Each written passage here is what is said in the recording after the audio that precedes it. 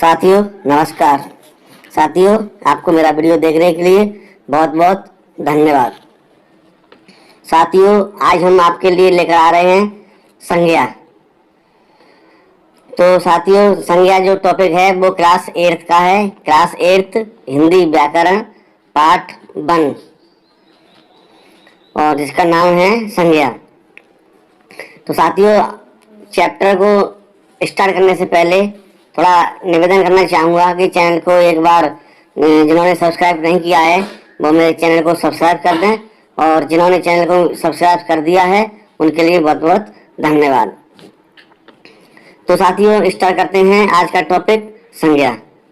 तो सबसे पहले तो देखो दोस्तों, बात याद की है कि संज्ञा आज का टॉपिक है। तो सबसे पहले हमें ये पता होना चाहिए कि संज्ञा कहते किसे हैं।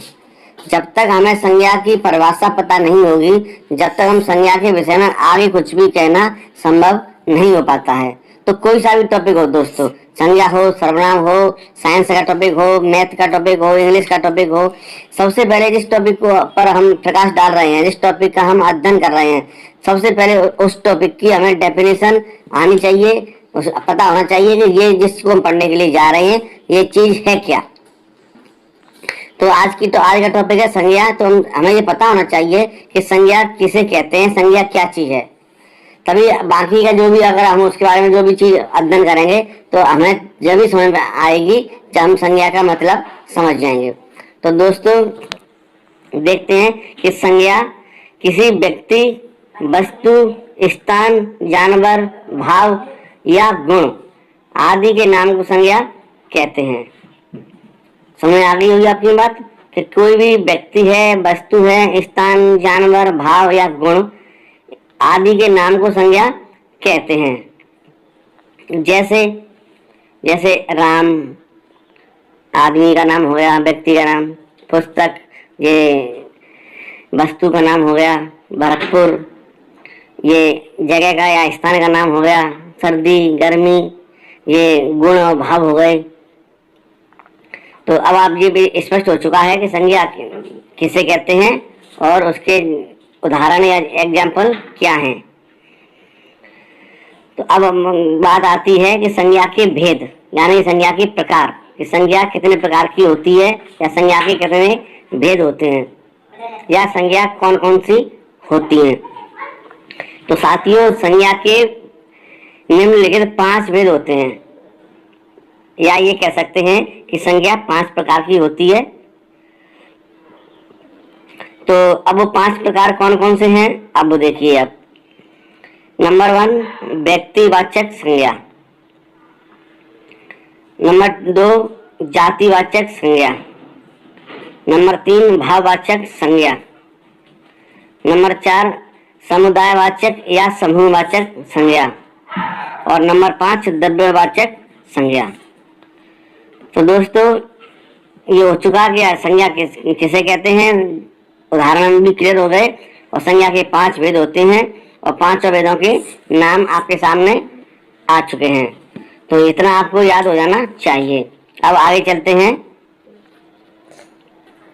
कि नंबर 1 पर व्यक्तिवाचक संज्ञा है। तो व्यक्तिवाचक संज्ञा क्या होती है, व्यक्तिवाचक संज्ञा किसे कहते हैं, ये क्या चीज है। अब इस पर हम लोग प्रकाश डालते हैं।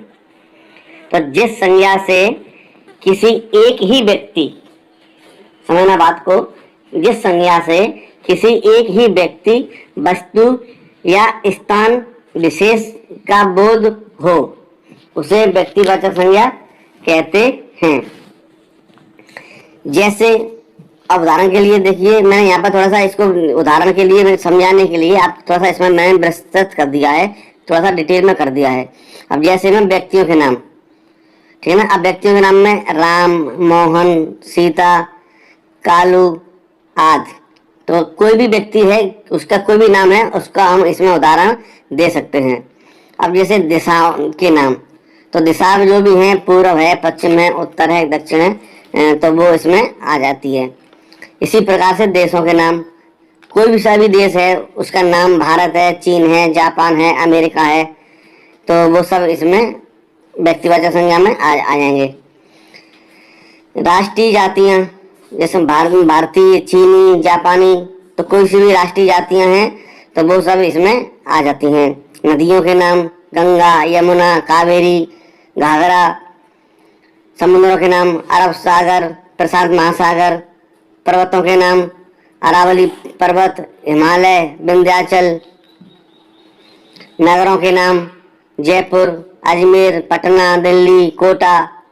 समाचार पत्रों के नाम, समाचार पत्र का मतलब है अखबार। अखबारों के नाम राजस्थान पत्रिका, दैनिक भास्कर, हिंदुस्तान टाइम्स, रेणु विकास टुडे।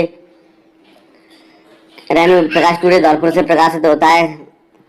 पुस्तकों के नाम रामायण,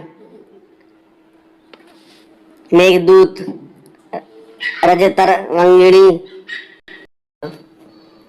अब दिनों के नाम जैसे सोमवार, मंगल, बुधवार। महीनों के नाम जनवरी, फरवरी, मार्च, फागुन, चैत। ग्रह नक्षत्रों के नाम पृथ्वी, सूर्य, चंद्रमा, मंगल। त्योहारों के नाम होली, दिवाली, ईद। नंबर 2, जातिवाचक संज्ञा। और जातिवाचक संज्ञा किसे कहते हैं ये देखिए। जो संज्ञा शब्द किसी एक ही प्रकार के जो संज्ञा शब्द किसी एक ही प्रकार के व्यक्ति या वस्तु का बोध कराते हैं उन्हें जातिवाचक संज्ञा कहते हैं।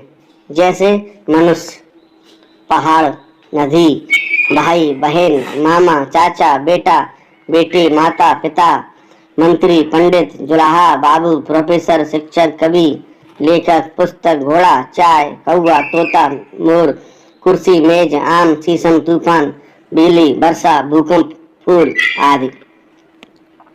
तो इसमें बहुत सारे उदाहरण मैंने आपके सामने पेश किए हैं और ये सभी उदाहरण जातिवाचक संज्ञा के हैं। तो आप आराम से आपका कॉन्सेप्ट बिल्कुल क्लियर हो चुका होगा। और अब चलते हैं हम 3 नंबर की तरफ। 3 नंबर है भाववाचक संज्ञा। कि अब भाववाचक संज्ञा क्या चीज है इस पर हम प्रकाश डालते हैं कि जिन संज्ञा शब्दों से किसी व्यक्ति, वस्तु और स्थान के गुण, दोष, धर्म, अवस्था और भाव आदि का बोध हो उन्हें भाववाचक संज्ञा कहते हैं। देखिए धर्म, गुण, अर्थ और भाव ये प्राय शब्द पर्यायवाची हैं। इन सबका एक ही सेंस है, एक ही अर्थ होता है। ठीक है, जैसे लंबाई, बुढ़ापा, नम्रता, मिठास, क्रोध, शत्रुता, दया, करुणा आदि। तो सीधी सी एक ही बात है कि इनसे जिन संज्ञा शब्दों से किसी व्यक्ति या वस्तु और उनके स्थान के गुण, दोष, धर्म, अवस्था, भाव आदि का बोध होता है। ठीक है ना बच्चों। अब आता है 4 नंबर पर समूहवाचक संज्ञा। समूह नाम से ही स्पष्ट हो रहा है कि समूह। तो अब आप देखिए कि जिन संज्ञा शब्दों से व्यक्तियों या वस्तुओं के समूह का बोध हो, समूह का पता चले, समूह प्रतीत हो, उन्हें समूहवाचक संज्ञा कहते हैं। अब जैसे देखिए सभा। तो सभा क्या एक आदमी से हो सकती है? नहीं हो सकती। तो सभा में कई आदमियों का होना अनिवार्य है। तो ये क्या हो गया? पूरा एक समूह हो गया। सेना क्या एक आदमी से सेना बन सकती है? नहीं बन सकती। तो सेना के लिए भी कई आदमियों का होना अनिवार्य है। इसी तरीके से दल, संघ, कुंज, कक्षा, संसद, भीड़, टोली, मंडली, ये जितने भी शब्द हैं इनके लिए कई आदमियों का होना अनिवार्य होता है। एक या 2 आदमी से ये सारी चीजें नहीं बन सकती। नंबर 5 द्रव्यवाचक संज्ञा। जिस संज्ञा से नाप तौल वाली वस्तुओं का बोध हो उन्हें द्रव्यवाचक संज्ञा कहते हैं। जैसे सोना, चांदी, लोहा, दूध, पानी, घी, तेल, मिट्टी, फल, अनाज आदि। अब देखिए भाववाचक संज्ञा बनाना। जातिवाचक संज्ञा सर्वनाम, विशेषण एवं क्रिया, ये 4 शब्द हो गए। संज्ञा, सर्वनाम, विशेषण और क्रिया। इन शब्दों से भाववाचक संज्ञा शब्द कैसे बनाए जाते हैं ये आप देखिए। तो नंबर 1 पर दिखाते हैं आपको जातिवाचक शब्दों से भाववाचक संज्ञा बनाना। जैसे बूढ़ा, बूढ़ा क्या शब्द क्या है? जातिवाचक संज्ञा। और बूढ़े से बन जाएगा भाववाचक संज्ञा बनेगी बुढ़ापा। इसी तरीके से मित्र, मित्र का बनेगा मित्रता। नौकर, नौकर का नौकरी। जवान का जवानी। लड़का का लड़कपन। दास का दासता। शत्रु का शत्रुता। मनुष्य का मनुष्यता। कलाकार का कलाकारी और बालक का बालकपन। अब इसी तरीके से 2 नंबर पर सर्वनाम शब्दों से भाववाचक संज्ञा बनाना। तो अब देखिए एक साइड में हमने सर्वनाम शब्द राइट लिख दिए हैं और दूसरी दिशा में भाववाचक संज्ञा देखिए। सर्व, सर्व का हो जाएगा सर्वस्व। निज, निज का हो जाएगा निजत्व या निजता। स्व, स्व का हो जाएगा स्वत्व। पराया का परायापन। अपना का अपनत्व या अपनापन। और मम, मम का हो जाएगा ममता या ममत्व। इसी तरीके से विशेषण शब्दों से भाववाचक संज्ञा बनाना। तो देखिए विशेषण शब्द और उनका भाववाचक संज्ञा किस तरीके से बनती है। लाल, लाल का हो जाएगा लालिमा। सुंदर का सुंदरता। सफेद का सफेदी। चंचल का चंचलता। काला का कालिमा। हरा का हरियाली। चतुर का चतुरता या चतुराई। विनम्र का विनम्रता। मोटा का मोटापा और मीठा का मिठास। स्वस्थ का स्वस्थ और सर्द का सर्दी। इसी तरीके से क्रिया शब्दों से भाववाचक संज्ञा बनाना।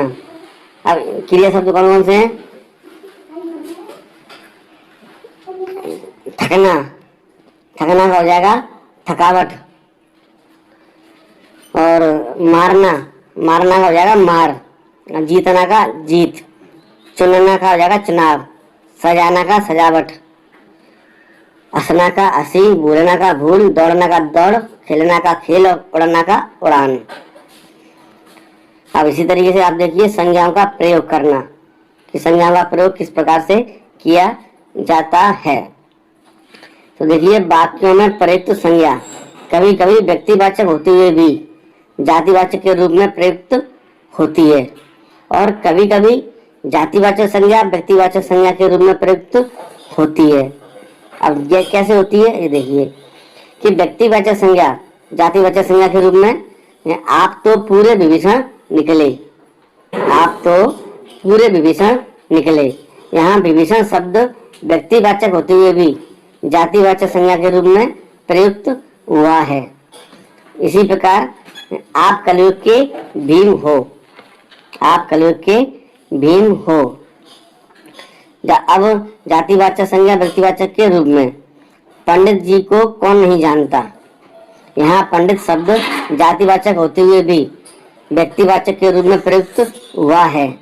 इसी प्रकार दाऊद से कृष्ण के भाई बलराम का गोस्वामी से तुलसीदास का बोध होता है। अतः ये जातिवाचक संज्ञाएं व्यक्तिवाचक संज्ञाएं बनकर प्रयुक्त हुई हैं। तो साथियों आज का अपना टॉपिक यहीं समाप्त होता है। अब आज के टॉपिक में आपको स्पष्ट हो चुका है कि संज्ञा किसे कहते हैं, संज्ञा के उदाहरण कौन कौन से हैं, संज्ञा कितने प्रकार की होती है और उनके नाम कौन कौन से हैं और जो भी उन संज्ञा के 5 प्रकार हैं तो 5 प्रकारों की परिभाषा क्या है और उन 5 के उदाहरण क्या हैं और संज्ञाओं का प्रयोग किस प्रकार से किया जाता है।